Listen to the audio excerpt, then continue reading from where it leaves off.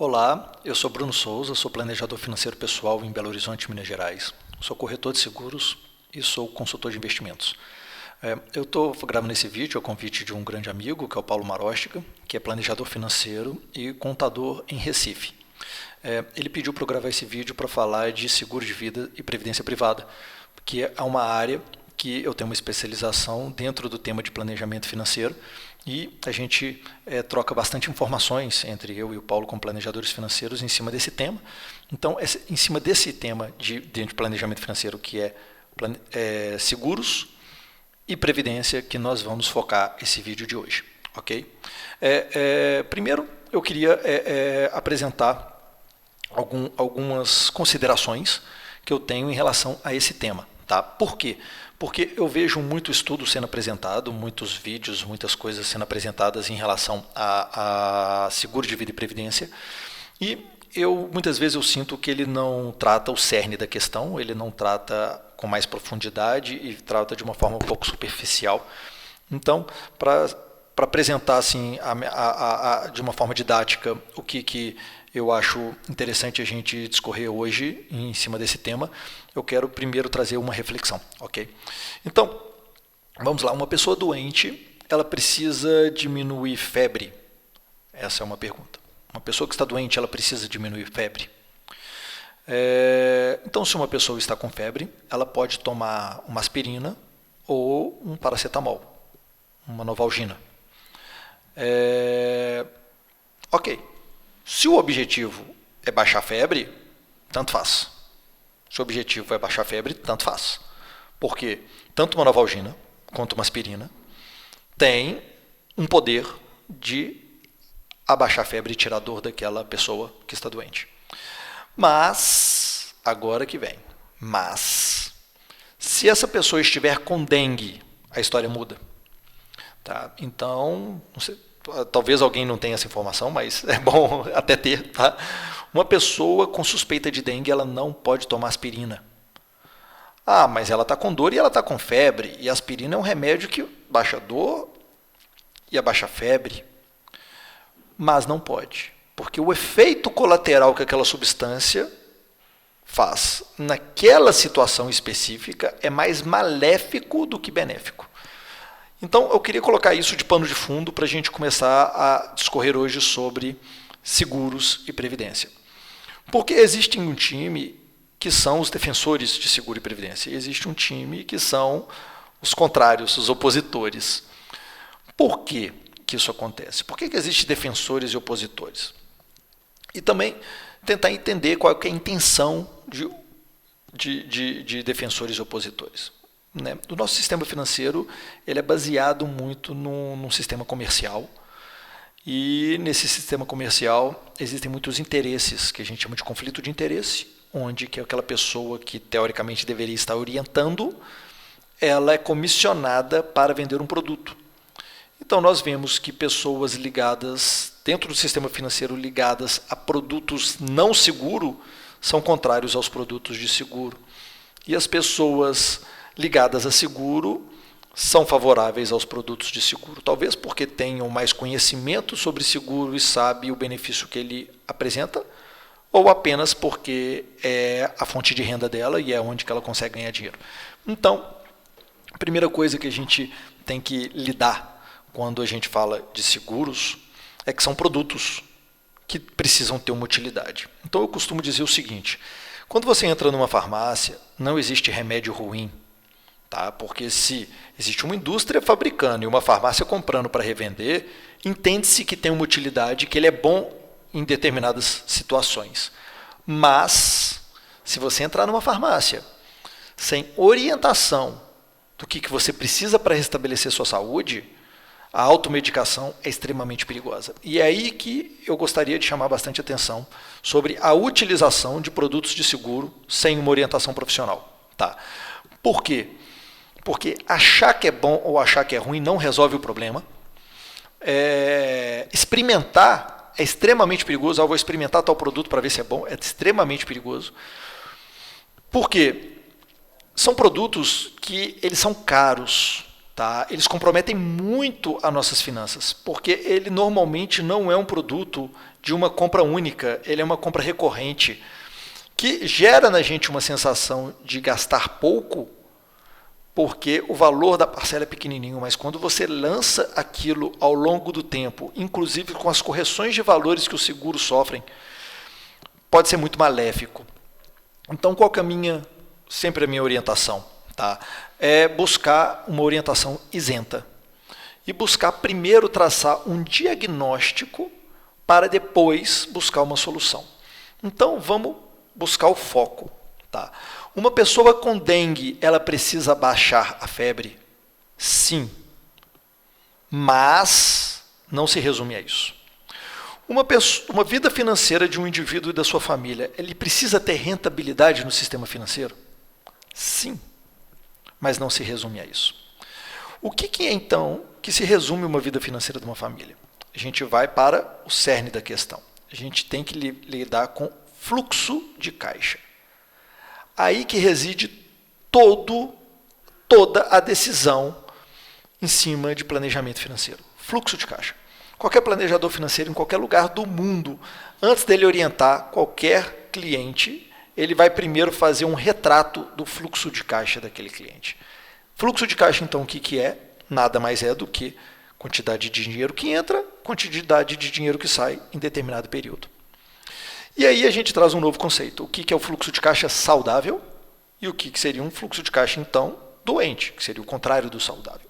O fluxo de caixa saudável é aquele que a quantidade de dinheiro que entra é superior ou suficiente para fazer frente à quantidade de dinheiro que sai. E um doente é aquele fluxo de caixa que, em determinado momento, sai mais dinheiro do que entra. E aí, quando a gente pensa em fluxo de caixa, a gente pensa em tempo, em uma linha temporal. Não adianta eu ter um fluxo de caixa saudável hoje e amanhã não ter mais. Por que que não adianta? Porque as minhas expectativas vão ser frustradas. Porque, afinal de contas, quando eu penso em vida, eu não penso em morrer hoje. Eu não me planejo para morrer hoje. E mesmo se isso estivesse nos planos, Deus me livre disso, existem outros fatores envolvidos no meu fluxo de caixa, não necessariamente eu estar vivo. Por exemplo, a minha família. As contas que a minha família precisa pagar e eu participo do pagamento dessas contas. Então, sempre que a gente for falar de seguro ou previdência privada, a gente vai parar de procurar atributos, benefícios do produto em si. Primeiro, a gente vai focar na questão essencial, fluxo de caixa. Quando você chega num médico sentindo alguma dor, ele se concentra no remédio ou ele se concentra primeiro em identificar a causa daquela dor? Primeiro é o diagnóstico. Não, primeiro é o exame. Depois um diagnóstico. Após diagnóstico, uma prescrição. E nessa prescrição ainda, quando a gente pega uma receita e entra numa farmácia, aquela receita tem uma posologia que é qual substância, por quanto tempo, em qual quantidade. No sistema financeiro a gente tem que ter o mesmo cuidado, porque se eu não limitar a quantidade de seguro que eu vou utilizar, o excesso de seguro é maléfico, porque envolve custo, e esse custo reflete no meu padrão de vida hoje. Tá? Então, é maléfico, o excesso é maléfico. Muita contribuição para a previdência privada é maléfico. Por que eu vou acumular além do que eu preciso, se eu posso hoje ter uma utilização mais eficiente do meu recurso no momento presente, não negligenciando o meu momento futuro, considerando o meu momento futuro, mas com equilíbrio, buscando hoje um fluxo de caixa saudável, amanhã um fluxo de caixa saudável e não tendo um desequilíbrio, aquele que é extremamente poupador, ele compromete muito a vida dele hoje em detrimento a uma poupança. Normalmente por falta de informação, porque se ele conseguisse dimensionar quanto ele realmente precisa de recurso para proteger o futuro, ele poderia ser mais livre com os recursos hoje e ter melhor utilidade hoje. E vice-versa, aquele gastador demais, normalmente falta de informação, porque se ele pudesse experimentar a vida dele no momento futuro, onde o fluxo de caixa deixaria de estar saudável, e a frustração e as dores que isso incorreria, talvez ele mudasse o comportamento no momento presente. Então, onde que a gente trabalha análise de seguro e previdência? Basicamente, fluxo de caixa. E aí, uma outra informação que nós colocamos dentro dessa análise é a questão comportamental. Por quê? Dinheiro é para nos proporcionar prazer. Dinheiro é para nos dar acesso a produtos e serviços, tá? Para melhorar a nossa condição de vida. Tá? Então, o que nós buscamos a todo momento é evitar nossas dores e aumentar os nossos prazeres. Isso é do ser humano e é natural que seja assim. Só que a satisfação imediata, ela tem um apelo muito forte. Então, quando eu pego o meu dinheiro e entro num shopping e saio de lá com uma caixinha na mão, a satisfação que aquilo ali dá imediata é muito boa.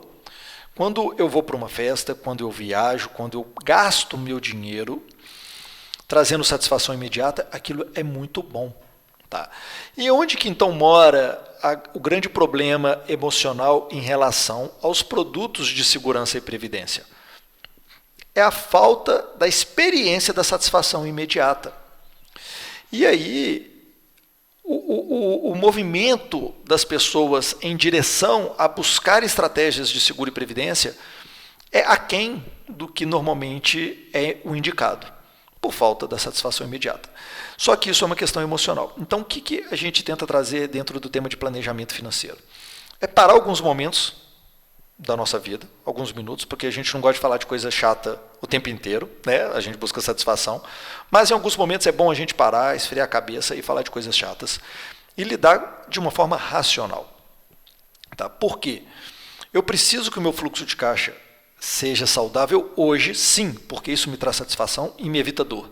Mas eu preciso que o meu fluxo de caixa seja saudável em todos os momentos futuros também, para me dar satisfação em momentos futuros e me evitar dor.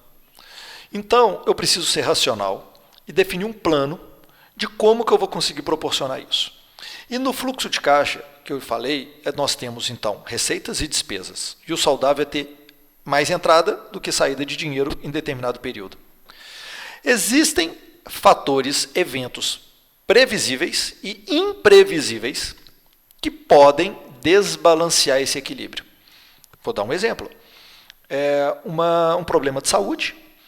Uma pessoa é internada no hospital por um acidente, por exemplo, ou um problema de saúde não esperado, pode acontecer, e precisa fazer cirurgias, e precisa ficar internado.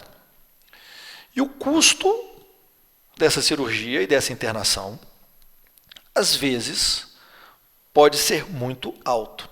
Ou seja, receita, despesa. A despesa sobe. E às vezes faz isso. Sobe a ponto que o dinheiro que tem disponível não é suficiente para pagar. E o que pode ser feito nesse momento? Vender patrimônio, trabalhar com caridade, buscar ajuda de todos os lados. Mas a gente está trabalhando de uma forma remediada. A gente está trabalhando de uma forma de contornar um problema depois que ele já se apresentou. Quando nós sabemos, né, hoje até mais do que nunca, eu estou gravando esse vídeo no meio de uma pandemia, a busca por uma vacina, o tanto que uma vacina é importante. Então, quando nós observamos um perigo e de uma forma prudente, precavida, eu tomo uma medida de proteção, de uma forma de vacina, é mais eficaz do que buscar um tratamento. Então, por exemplo, na pandemia, uma pessoa vacinada tem uma saúde diferente de uma pessoa não vacinada que fica doente e vai buscar um tratamento. As sequelas de ficar doente e buscar tratamento é muito maior, muito pior do que buscar uma vacina. Então, se uma pessoa entra no hospital e a despesa sobe, e aí ela vai ter que buscar formas de pagar aquela conta para resolver um problema que não estava previsto, o dano é muito grande. O que pode ser feito, então, de uma forma planejada e prudente? Trabalhar um conceito que nós chamamos de mutualismo. Tá? Muitas vezes a pessoa acha que é a seguradora que paga a conta. De certa forma, sim, mas vamos trazer o que está por trás, qual que é a essência. O ser humano vive em sociedade e ele consegue unir forças. Então, se eu, você que está me escutando, o Paulo, meu amigo, nós nos unirmos para fazer um fundo, um dinheiro guardado, para que, caso alguma coisa aconteça comigo, esse fundo vai me beneficiar, por isso que a gente chama de beneficiário na pólice de seguro, ele vai transferir recurso desse fundo para mim na ocasião daquele evento, para proteger o meu fluxo de caixa. É interessante eu participar desse mutualismo, porque nós não sabemos com quem que vai acontecer, mas acontecendo com qualquer pessoa, o impacto é grande. Então, o que a gente pode fazer? Unir forças. O que então significa o mutualismo? Eu abro mão de uma pequena parte do meu orçamento mensal, que não compromete o meu estilo de vida, tá? Ou que está ajustável ao meu estilo de vida. Em cima dessa pequena parcela, eu me associo junto com várias outras pessoas, e nesse mutualismo nós temos um fundo grande. E que, na eventualidade de alguma pessoa daquele grupo ter esse problema financeiro de entrar no hospital e ter uma conta alta, esse fundo agora vai honrar a conta daquele hospital e todo mundo daquele grupo vai ter um fluxo de caixa saudável. Olha que interessante. Se não tivesse aquele grupo, uma ou outra pessoa ficaria com fluxo de caixa deficitário e na aleatoriedade nós não podemos afirmar qual que seria essa pessoa. Quando nós unimos e fazemos esse trabalho de mutualismo, nós conseguimos garantir, de certa forma, ou minimizar as perdas de todos eles. Tá? Então, a seguradora nada mais é do que uma administradora desse grupo, que ela tem um papel, então, de avaliar qual que é a probabilidade daquele evento acontecer, qual que é o impacto que aquele evento traria, e dimensionar e precificar qual que é a contribuição de cada participante. Então, o seguro se resume a isso. E nisso, a gente pode trabalhar seguro, então, para praticamente todos os eventos imprevistos que vão fazer com a nossa renda diminuir ou a nossa despesa subir. E aí, o que a gente vai trabalhar então? Despesa subir, existem questões previstas que vai aumentar a nossa despesa. Por exemplo, nós sabemos que vivemos num país de inflação, onde que o preço da nossa compra no supermercado vai aumentar. Mas, normalmente não nos pega de surpresa. E nós conseguimos nos planejar da outra forma de trabalhar e buscar uma renda que compense essa perda. E aí a gente vai mantendo um equilíbrio. O problema são fatores imprevistos, que acontecem drasticamente, sem a gente conseguir lidar com a situação. E para isso o mutualismo ele é muito, muito eficaz. Tá? Então, a essência é essa, buscar o mutualismo para tentar buscar saúde financeira para todo o grupo. Agora, uma vez que nós identificamos que nós temos um fluxo de caixa saudável, mas que pode ficar comprometido ou doente em algum determinado momento da nossa vida, baseado em alguns eventos, nós tentamos mapear esses eventos e tentar trazer, então, um mutualismo para injetar um benefício, caso ocorra aquele evento, para manter o fluxo de caixa saudável. Então, nós falamos do seguro saúde. Receita, despesa. Despesa subiu com conta de hospital. O que acontece? A receita não subiu. A despesa manteve estática, porque eu não tive que pagar a conta do hospital. O mutualismo fez isso por mim. A seguradora pagou a conta do hospital para mim. Ok? Agora vamos falar da renda. Vamos imaginar uma pessoa pega seu carro e vai fazer uma viagem. Aquele carro ele comprou zero numa concessionária e antes de sair da concessionária ele pensou assim: o tanto de dinheiro que eu gastei nesse carro, o tanto que esse carro me traz de satisfação imediata, é tão bom que eu não quero imaginar a possibilidade de eu não ter esse carro no futuro. Então o que ele faz? Ele contrata um seguro não para proteger o carro, mas para proteger o fluxo de caixa. Olha que interessante, a seguradora não dá um carro novo para ele, a seguradora dá um dinheiro para repor o fluxo de caixa dele e que ele pode, inclusive, comprar outro carro igual. Percebe que é fluxo de caixa? Então, o que acontece? Quando a seguradora quando essa pessoa decide fazer um seguro do carro, ele está agindo racionalmente ou emocionalmente?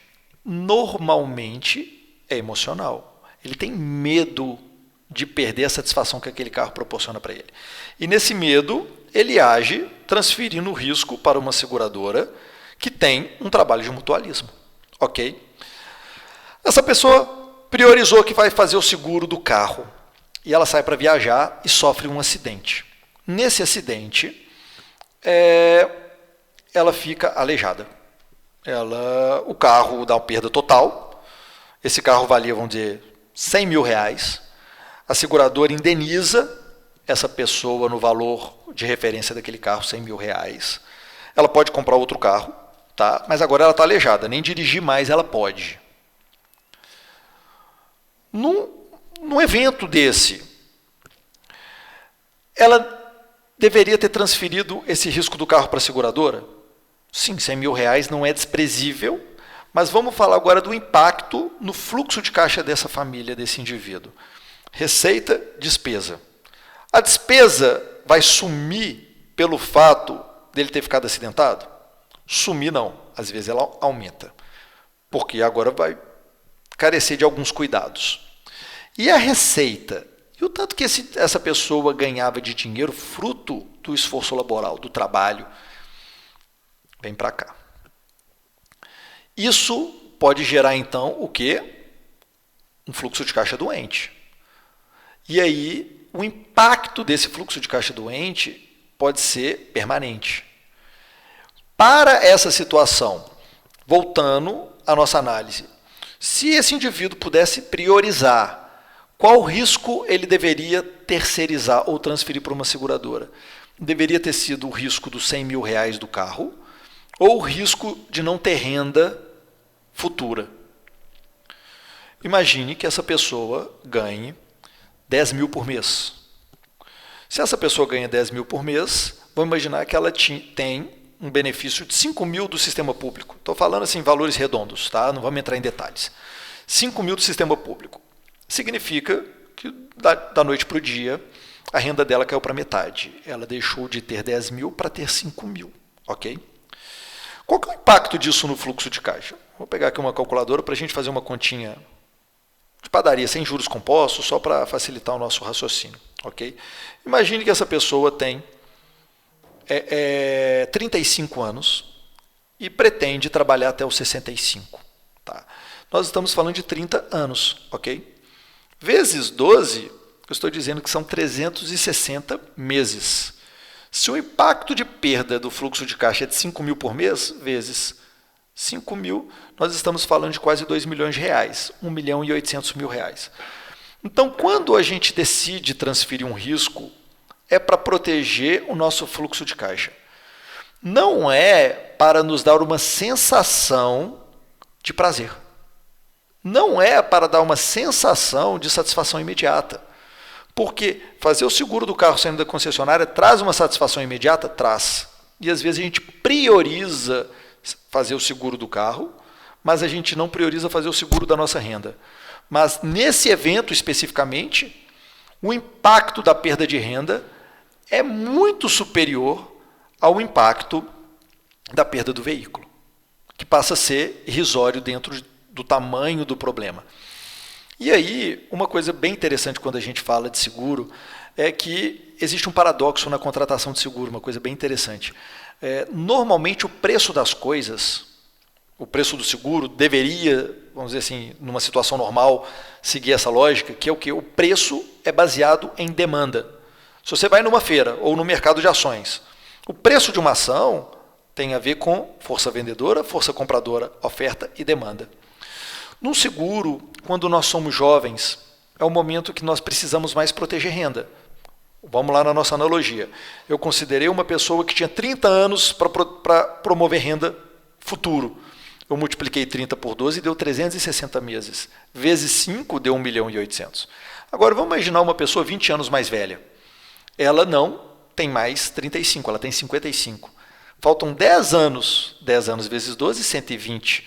Aí você pega 120 e multiplica pelos 5 mil, 120 entre 5 mil, multiplica, estamos falando de 600 mil.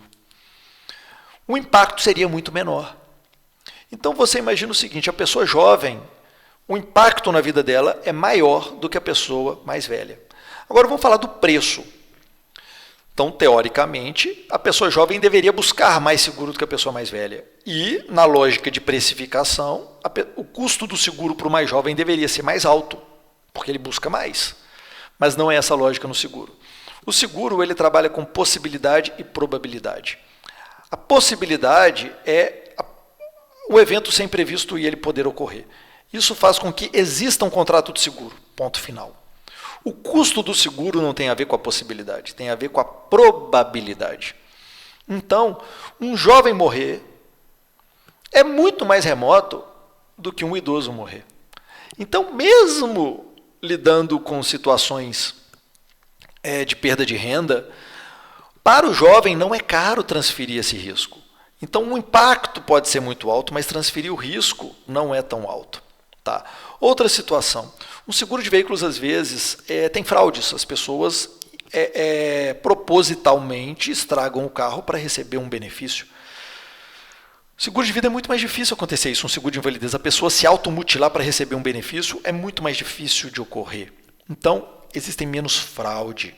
Então, o que acontece? O custo de um seguro para proteger renda, ele é muito viável de você participar desse mutualismo. Então, a seguradora ela dimensiona que o valor que você tem que contribuir para participar desse mutualismo é muito pequeno frente ao benefício que você pode receber caso esse evento aconteça na sua vida. Então, é viável para qualquer pessoa que tem responsabilidades financeiras, que precise de renda para fazer frente a essas responsabilidades financeiras, avaliar, proteger essa renda via um mutualismo, via uma apólice de seguro que proteja a renda. A renda ela pode ser perdida no caso de não poder trabalhar mais em invalidez por acidente, por doença, e também pela morte. E aí, um indivíduo solteiro que não tenha responsabilidades com terceiros, a morte deixa de ser algo relevante. Mas, dentro de uma estrutura familiar, um patriarca, uma pessoa que tem responsabilidades com família, com cônjuge e com filhos, passa a ser bem relevante que a renda esteja protegida para a família, caso venha a faltar. Então, nós falamos aqui do seguro de vida. E aí, um cuidado que eu acho que é importante a gente falar do seguro de vida, daqui a pouco a gente vai falar da Previdência, tá? Um cuidado muito importante que a gente tem que falar do seguro de vida é não gastar dinheiro à toa com seguro de vida. Tá? Porque é mais ou menos assim, se você for fazer todos os seguros que te oferecem, seu dinheiro acaba, tá? Acaba, porque se você for tentar proteger tudo, você vai viver para pagar seguro. Então tem que priorizar, Então o que acontece? A maioria das pessoas que fazem um seguro de vida, por exemplo, elas se preocupam em proteger renda durante um período que está crescendo o patrimônio e a responsabilidade com a família é muito alta.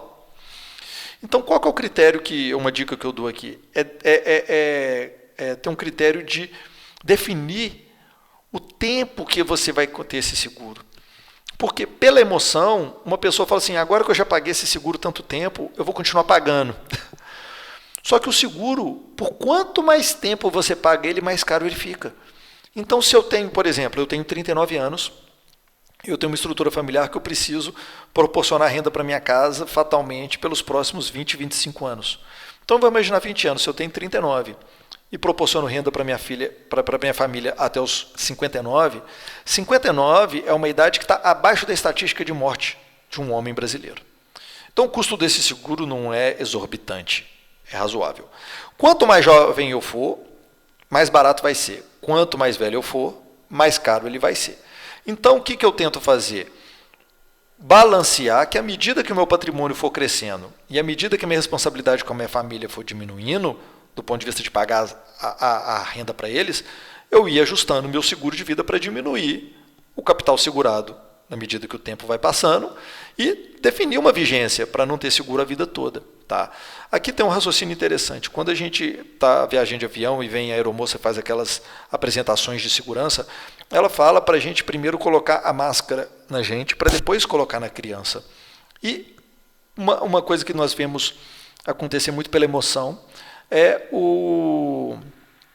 um pai priorizar, proteger o filho e não ele mesmo. Só que se ele não tiver disponível, ele não consegue proteger o filho nunca mais.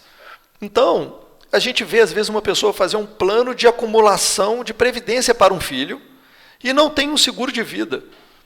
Então, você vê que assim, o foco foi o produto. Alguém indicou um produto para bater uma meta, não sei, e a pessoa comprou, mas pensando em fluxo de caixa, faz o mínimo sentido uma pessoa ter um produto de acumular uma reserva para o filho, sendo que tem a possibilidade de ter um evento no meio do caminho, que ele não vai estar aqui nem para pagar aquele produto mais. Então, temos que priorizar. Fluxo de caixa, sempre fluxo de caixa. A gente só contrata seguro para proteger o fluxo de caixa e a gente dimensiona o seguro e o preço dele quanto a capital segurado, quanto a coberturas e quanto a vigência, baseado no fluxo de caixa. Porque à medida que o meu patrimônio cresce, eu posso diminuir meu seguro de vida. Então, vamos falar de aumento de patrimônio, vamos falar então da previdência privada. A previdência privada é um instrumento extremamente eficiente para acumular e desacumular recurso. É muito eficiente. Então, para a proteção do fluxo de caixa futuro, ou seja, existe uma agora previsível, não tão imprevisível. A gente preocupa com os imprevisíveis no meio do caminho, agora a gente vai falar do previsível. Existe uma previsão de que, à medida que minha idade avance, eu perca minha capacidade laboral, as oportunidades de emprego, e com base nisso, eu preciso promover renda para mim no futuro, independente da minha atividade laboral. E eu tenho rendas que vão ser promovidas pelo sistema público, mas há casos que se entendem que essa renda ela é aquém do que seria o ideal ou necessário. Então, eu busco fazer um complemento de renda. E aí, esse complemento de renda, eu vou ter que buscar agora estratégias eficazes para acumular recurso e depois desacumular recurso. E a Previdência é um instrumento extremamente eficiente e eficaz para atingir esse objetivo de proteção de fluxo de caixa. Por quê? Porque existe uma eficiência tributária muito grande. Existe uma eficiência de perenidade, de consistência muito grande de acumulação e de desacumulação. E existem, inclusive, coberturas de seguro que podem ser trabalhadas conjuntamente. Então, por exemplo, eu posso fazer essa cobertura, por exemplo, de proteção para invalidez dentro do meu plano de acumulação. Então, é um produto, vamos dizer assim, mais completo e eficiente para acumulação. Então, voltando ao nosso raciocínio de dengue e novalgina ou aspirina. É importante ter rentabilidade? Claro, essencial. Essencial ter rentabilidade. Agora, o meu foco é ter rentabilidade ou o meu foco é ter um fluxo de caixa saudável? Porque se eu buscar único e exclusivamente rentabilidade, pode ser que eu busque um remédio do sistema financeiro, que seja a aspirina, que para a minha aposentadoria ela pode ser fatal. E se eu buscar uma perenidade de um fluxo de caixa saudável na aposentadoria, eu posso virar e falar assim, então o remédio que eu preciso ele tem que ser eficiente em vários aspectos e não apenas na rentabilidade. Ele pode ter uma rentabilidade consistente e ainda me dá uma eficiência tributária que vai me gerar um benefício muito grande a longo prazo. Então, a Previdência ela faz isso. E outra coisa que ela faz é segurança, tá? Porque ela é eficiente não só durante o período de acumulação, mas ela é eficiente durante o período de desacumulação. Tá? Por quê? Vamos falar primeiro do período de acumulação, depois eu explico o período de acumulação. Vamos separar aqui. Durante o período de acumulação, a previdência privada voltando um pouquinho. Vamos falar um pouco dos ânimos em relação à previdência privada. Existem um time defensor e um time opositor à previdência privada, e a gente tem que entender por que existe esse time. Né? Como eu te falei, existem conflitos de interesse. Normalmente, pessoas fora do sistema de seguros falam mal da previdência privada e criticam em relação a taxas e rentabilidade. As pessoas voltadas para investimento, corretoras de investimento, por exemplo. E as pessoas ligadas a seguro tratam muito o valor da previdência em relação a todos os outros atributos que ela tem. E a gente às vezes fica no meio da discussão sem conseguir mensurar os malefícios e os benefícios.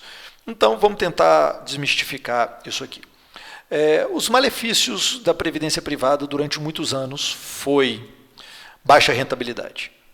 Muitos anos a previdência tinha baixa rentabilidade. O entendimento do órgão que regulamenta a previdência, aberta, a SUSEP, era que as estratégias de investimento elas deveriam ter um padrão bem arroz com feijão, bem simplista.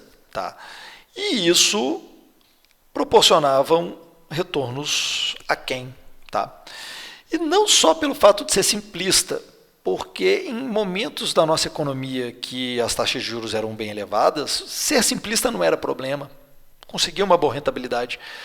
O problema eram custos, taxas, tarifas. Tá? Existe uma taxa na Previdência que durante muito tempo tirava muito da riqueza dos contribuintes, que era a taxa de carregamento. O que é a taxa de carregamento? É um percentual que se cobra para você utilizar aquele produto de previdência. Então a pessoa fazia um aporte de X reais, tantos por cento virava comissão e só uma parcela ia para o plano. Tá?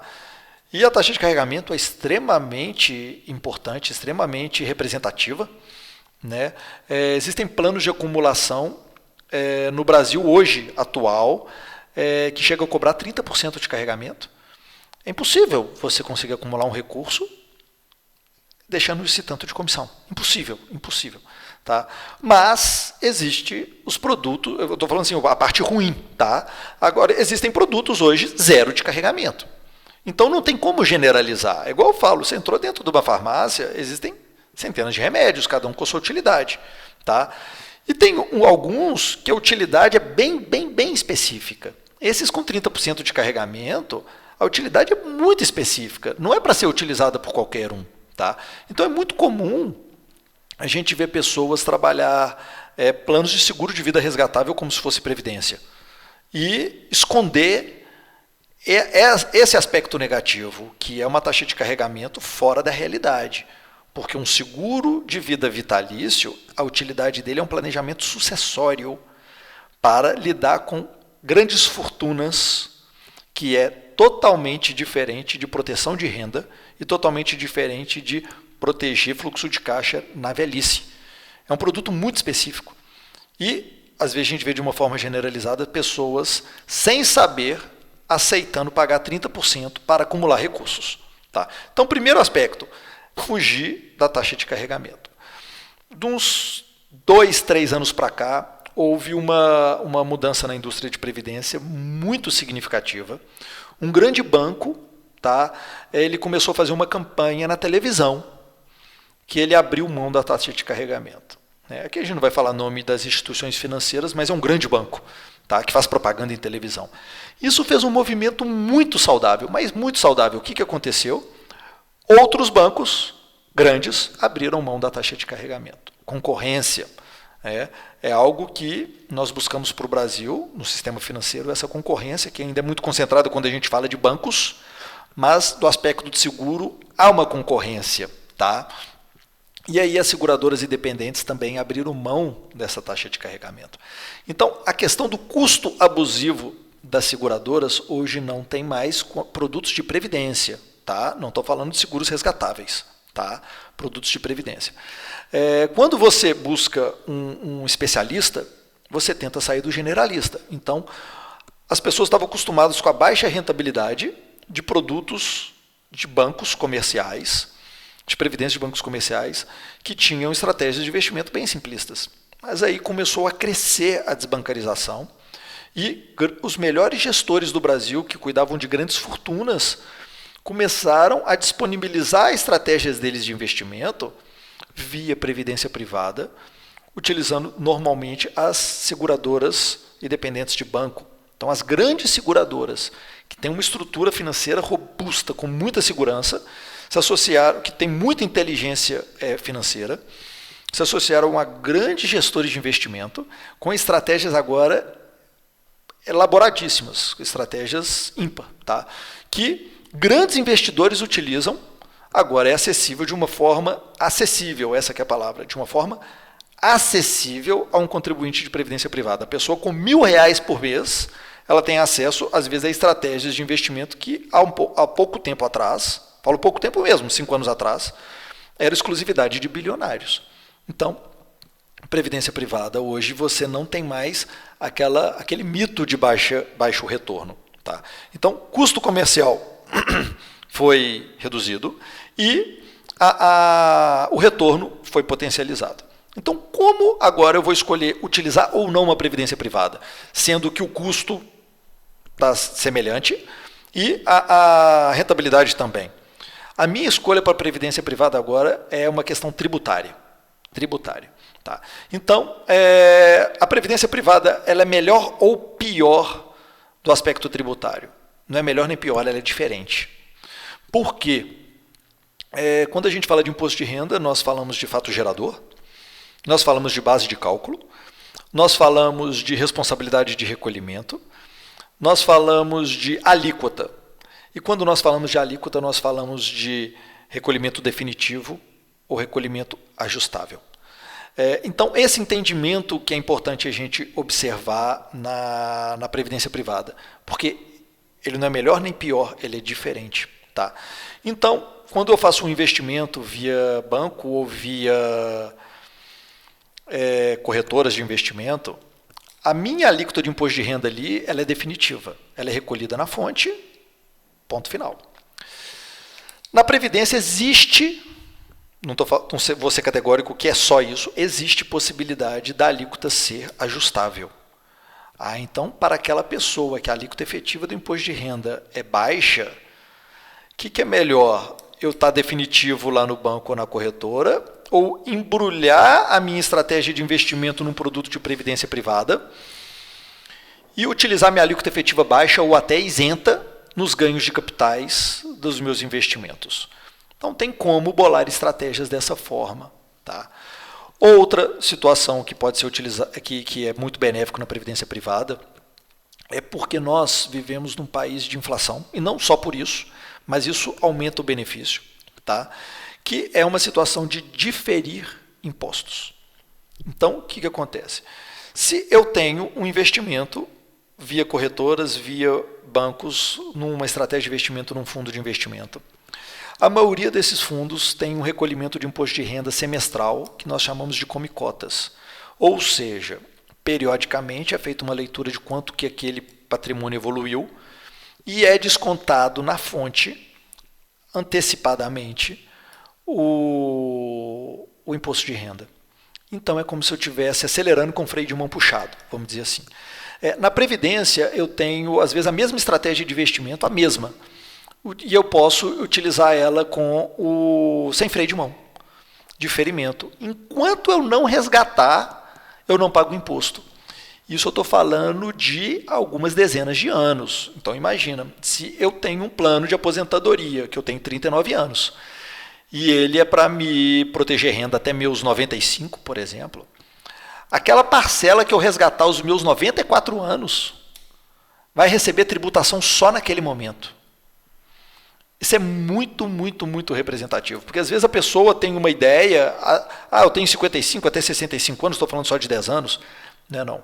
É um prazo muito longo, e quando a gente fala de matemática financeira, o acumulado no longo tempo é igual uma bola de neve. É grande a diferença que se faz em antecipar impostos e postergar impostos. Principalmente quando se fala de impostos num país numa economia que apresenta inflação. Então vamos dar um exemplo. Se eu tenho que pagar 10% de imposto de renda, eu tenho uma alíquota efetiva de 10%, vamos dar um exemplo, no meu imposto de renda, e eu tive uma renda de R$1.000.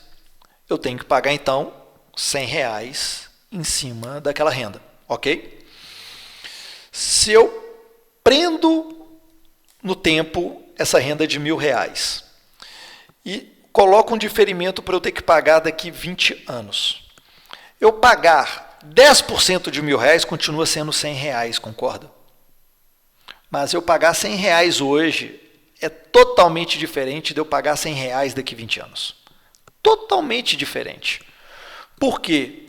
O valor, o poder de compra de R$ 100 não é o mesmo, a equivalência não é a mesma, o numeral é o mesmo. Vamos fazer um raciocínio. Imagine 20 anos atrás você pagar R$ 100. Imagine você gastar R$ 100 hoje. R$ 100 há 20 anos atrás, uma nota de R$ 100, ela tinha um poder de compra totalmente diferente do que ela tem hoje.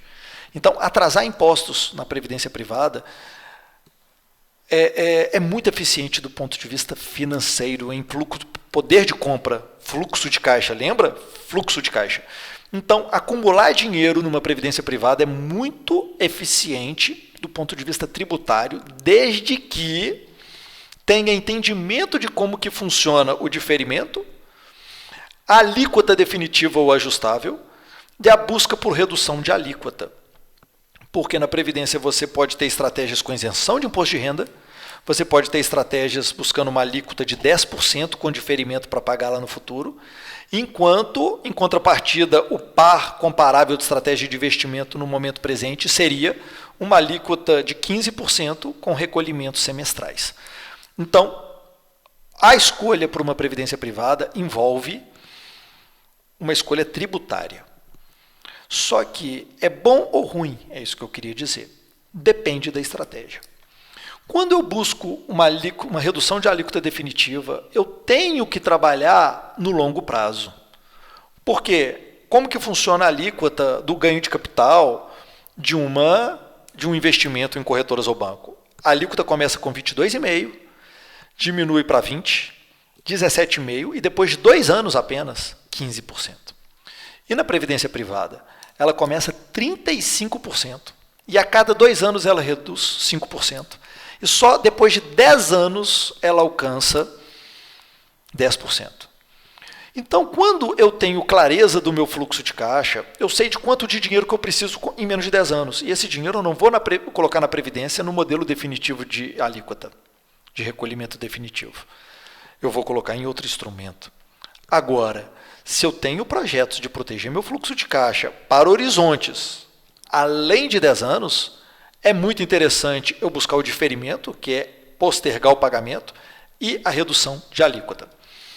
Outra situação é eu ter uma alíquota efetiva de imposto de renda ridícula, de baixa ou até isenta. Por exemplo, eu sou um PJ, meu ganho é isento, eu não tenho renda tributável e minha alíquota efetiva é baixa. E eu tenho uma estrutura familiar, vou dar um exemplo próprio, eu sou casado e tenho 3 filhas, eu tenho despesas com saúde, com educação, tenho várias despesas dedutíveis e eu não utilizo nenhuma dedução porque a minha renda tributável é isenta, porque eu tenho só um prolabore. O que eu posso fazer então? Eu coloco esse meu investimento numa estratégia envelopado num produto de previdência, não buscando mais aposentadoria, mas buscando maior eficiência do retorno do investimento. Você lembra que retorno é importante? Do retorno do meu investimento, retorno líquido do meu investimento no curto prazo. Por quê? Eu vou utilizar a minha alíquota efetiva do imposto de renda para lidar com o ganho de capital daquele meu investimento. Então, eu poderia fazer um VGBL no modelo progressivo de imposto de renda, observando o limite de ganho anual dentro de uma alíquota que me seja favorável ou até uma isenção. Então, eu conseguiria trabalhar isso até para fazer minha reserva de emergência com maior eficiência tributária, ou seja, maior retorno sobre a minha reserva de emergência. Então, a previdência privada ela é não é uma caixinha de surpresas, vamos dizer assim, mas ela tem muitas utilidades dentro de um período de crescimento patrimonial pelo fato de reduzir a tributação, quando bem utilizado. Se é mal utilizado, essa tributação pode ser mais alta.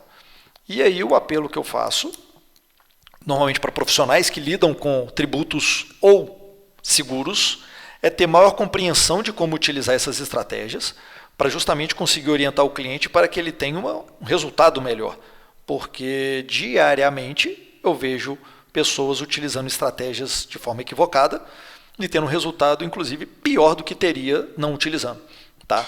Então, é a parte de acumulação na Previdência. Agora vamos falar da fase de desacumulação. Uma coisa eu já falei que é o diferimento fiscal, dentro da área de desacumulação. Outra situação é uma questão de risco. As pessoas elas olham normalmente pelo risco de morrer cedo. Né? Ninguém pensa, meu risco de morrer tarde. Mas é um risco. Tá? Nós vimos agora uma discussão muito grande sobre a reforma da Previdência Social, que se fundamenta no aumento da expectativa de vida das pessoas, onde, basicamente, aumentando o tempo de recebimento, deveria aumentar o tempo de contribuição. Básico. E a reforma da Previdência Privada? Alguém já pensou nisso? Né? Que a pessoa agora, para ela poder cuidar dela mais tempo na velhice, ela tem que esforçar mais também durante o período de contribuição? Ou ter mais eficiência de juros, estratégias mais elaboradas durante o período de contribuição? Então, é também um fato a ser considerável, a reforma da Previdência Pessoal Complementar. Tá? Mas, o que eu queria chamar a atenção aqui é que o mutualismo ele consegue também, na Previdência Privada, ser bem eficaz. O que ele faz? Ele traça uma média da idade que as pessoas morrem. E aí, eu consigo solicitar para uma seguradora que ela me pague uma renda enquanto eu viver. E o risco de eu viver muito vai estar contemplado. Porque imagina o seguinte, a expectativa de vida hoje, vamos dar um exemplo, 75 anos. Eu me aposento aos 65 e me planejo ter uma renda por 10 anos. Ótimo. E se eu viver 20 anos? Quem que vai pagar minha conta nos últimos 10 anos da minha vida? É um risco. É um risco. Viver muito é um risco. Quem que vai pagar minhas contas se eu viver muito? Porque a Previdência Social vai continuar pagando enquanto eu viver. Mas e se a minha reserva não for suficiente pelo tempo da minha sobrevivência, é um risco. Então, a seguradora ela tem formas de você, eficazes de você definir sua renda. Você pode falar o seguinte, eu quero receber uma renda enquanto eu estiver vivo. E se você viver 120 anos, você tem um contrato com uma seguradora que ela vai ter que honrar o pagamento até os 120 anos. Isso dá tranquilidade. Eu não estou dizendo que você vai fazer isso com todo o seu patrimônio, mas eu estou falando o seguinte, aquelas contas básicas, fluxo de caixa, pessoal, lembra disso. Aquelas contas básicas que eu tenho que pagar, é interessante eu ter garantia que eu vou pagar ela em dia. E o restante do meu dinheiro, eu posso investir em outros instrumentos que eu não tenho essa garantia e busque ganhos maiores, não tem problema. Mas a garantia de que as minhas despesas vão ser pagas em dia, independente do tempo que eu viver, tem muita utilidade. Tem muita utilidade. Quem tem pai idosos e avós mais velhos, idades avançadas, vê o custo que é o cuidado com tudo aquilo e às vezes o sofrimento da família ter que administrar com aquilo. Né? Você pega hoje uma pessoa de 40 anos, às vezes, pagando as despesas dos filhos e as despesas dos pais e as despesas dele mesmo, é pesado. Tá? Então, a fase de desacumulação da Previdência Privada, ela tem uma realidade muito interessante. Eu não falo que é a única forma de você ter renda no futuro, mas para a garantia é muito útil. Para a parte da garantia é muito, muito útil. Então, além da questão tributária, você tem essas questões relacionadas a seguro, ao mutualismo, que dá mais segurança. Então, agora acho que podemos caminhar para o fim do vídeo. Eu discorri bastante sobre fluxo de caixa. Eu quero terminar o vídeo falando de fluxo de caixa. Eu não quero terminar o vídeo falando de seguro de vida nem de previdência. A gente tem que sempre voltar para o centro da questão, fluxo de caixa. Então, para você como indivíduo ou você como profissional, quando você for lidar com produtos de seguro, tente focar sempre no fluxo de caixa. Tente primeiro coletar o máximo de informações necessárias em relação ao fluxo de caixa. Tenta trazer, então, o máximo de diagnóstico, o máximo de realidade, o máximo de racional em cima do fluxo de caixa. E tome decisões utilizando o sistema financeiro após esse diagnóstico. Espero que tenha ajudado vocês. Agradeço ao Paulo mais uma vez a oportunidade de estar falando com vocês aqui. Um forte abraço.